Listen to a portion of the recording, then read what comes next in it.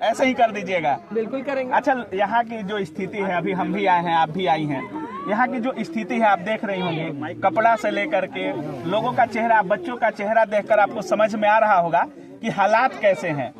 कुछ आपको नहीं लगता कि जिन भोजपुरी स्टारों को ये लोग प्यार देते हैं, बिहार की जनता प्यार देती है, उनको थोड़ा कुछ और करना चाहिए समाज के लिए? जैसे अभी आप देख रहे होंगे, रितेश पांडे को भी अभी जनसुराज ने टिकट दिया है, पवन सिंह भी लड़ने वाले थे, हालांकि नहीं लड़ पाए। जब एक बार वो इलेक्ट हो जाएंगे तो 100% वो काम करके दिखाएंगे और आपके सामने रिजल्ट रहेगा। लेकिन भूल जाते हैं लोग। अगर भूल जाएंगे तो फिर आप भी भूल जाएंगे ना उनको। जब वोट का टाइम होगा तो ये लोग भी भूल जाएंगे उनको। भूल जाएंगे। ये याद रखना पड़ेगा। इन मासूमों के लिए कुछ सुनाना चाहेंगी मैम? बहुत भोजपुरी में वायरल हैं आप, हालांकि बिहार की है नहीं, कुछ भोजपुरी में बोलना चाहेंगी इन लोगों को?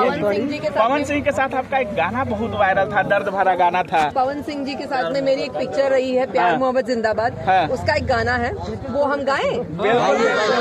सुनना चाहते हो बाकी को? बिल्कुल। गला बहुत खराब। अरे ठीक बा, सब ठीक बा। ना कोनो हाथ ना बजरिया से होला, ना कोनो हाथ ना बजरिया से होला, उमरिया के रोग है नजरिया से होला। वाह, जोरदार ताली बजाइए।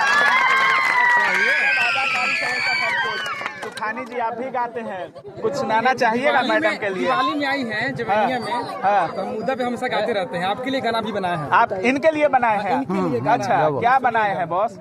पूरे स्टार लोग के लिए हम बोलेंगे। हाँ, सभी भोजपुरी में स्टार लोग हैं। हाँ। लेकिन मैम के लिए स्पेशल गाना हम अभी लिखे। लिख बताइए, जल्दी सुनाइए, बेसब्री है सुनने का।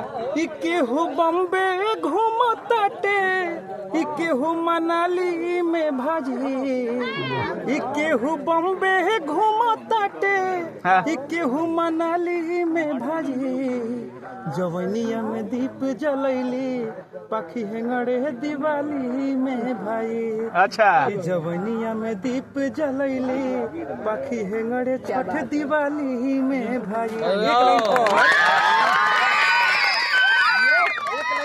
हाँ।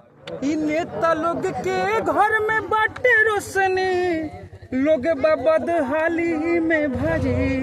बिल्कुल इ बिल्कुल। नेता लोग के घर में बरोशनी, लोग बदहाली में भाजी, जवनिया में दीप जलैली, पाखी हेंगड़े दिवाली में बिल्कुल।